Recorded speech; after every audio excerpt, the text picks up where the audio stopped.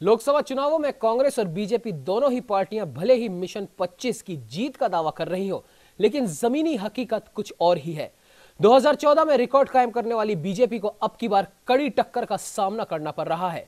प्रदेश की करीब 10 सीटें ऐसी हैं जहां भीतरघात के चलते बीजेपी को कांग्रेस से कड़ी टक्कर मिल रही है। आइए देखते हैं इस पर हमारी ये विशेष रिपोर्ट।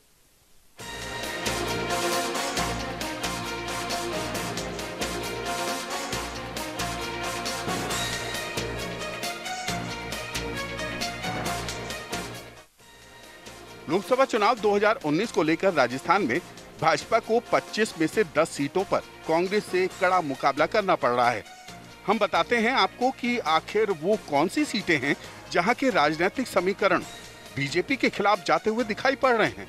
अगर हम बात करें जोधपुर लोकसभा सीट की, तो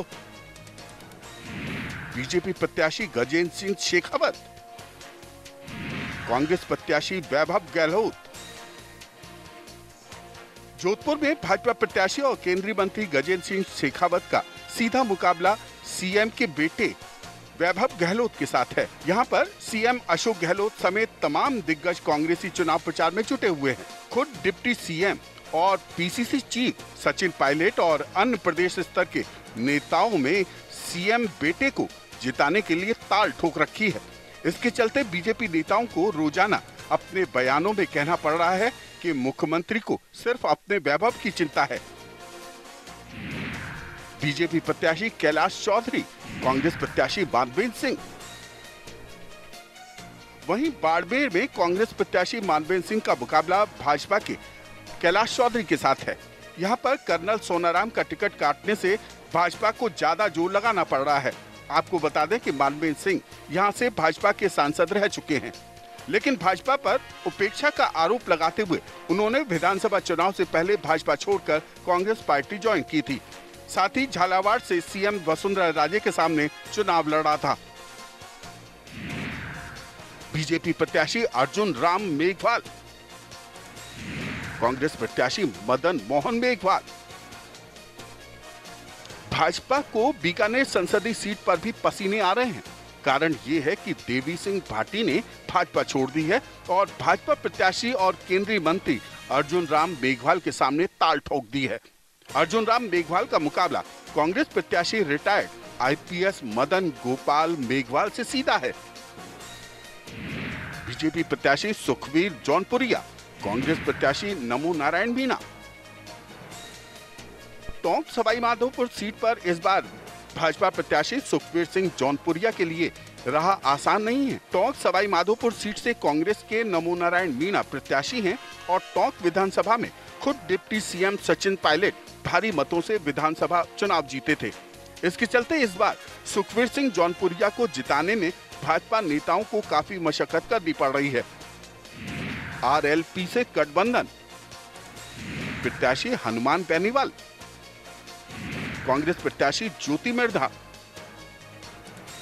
नागौर संसदीय सीट पर आरएलपी मुखिया हनुमान बेनीवाल को भाजपा के साथ गठबंधन को लेकर यह सीट मिली है, लेकिन यहां पर केंद्रीय मंत्री सीआर चौधरी का टिकट कटने से विश्वासघात की आशंका है। इसके चलते कांग्रेस प्रत्याशी ज्योतिर्मिर्धा की राह आसान हो गई है। बीजेपी प्रत्याशी बाबा बालकनाथ, कांग्रेस प्रत्याशी भंवर जितेंद्र सिंह। अलवर सीट पर कांग्रेस का पलड़ा भारी दिख रहा है।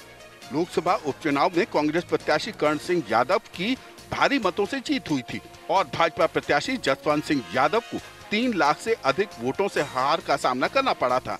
साथ ही जसवंत सिंह यादव के बेटे मोहित यादव की भी विधानसभा चुनाव में हार हुई थी। इसके चलते भाजपा को यहां भीतर घात का सामना करना पड़ रहा है। रही बात कांग्रेस प्रत्याशी भंवर जितेंद्र सिंह की, तो वो यहां से सांसद रह चुके हैं और राज परिवार के सदस्य हैं। इसके चलते कांग्रेस नेताओं को उम्मीद है कि इस बार यहां कांग्रेस पार्टी की जीत तय है। यहां से भाजपा ने बाबा बालकनाथ को मैदान में उतारा है। बीजेपी प्रत्याशी सुमेघानंद सरस्वती, कांग्रेस प्रत्याशी सुभाष महरिया, बीजेपी प्रत्याशी मनोज राजौरिया,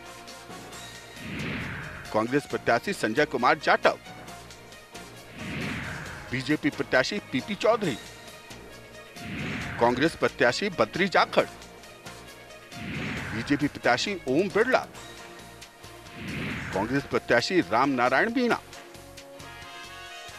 बहरहाल मतदाता के मन में क्या है ये तो कोई नहीं जानता, लेकिन एक बात साफ है कि यदि पार्टी में अंदर खाने ही सब कुछ ठीक नहीं है तो जीत की बात बेमानी लगती है।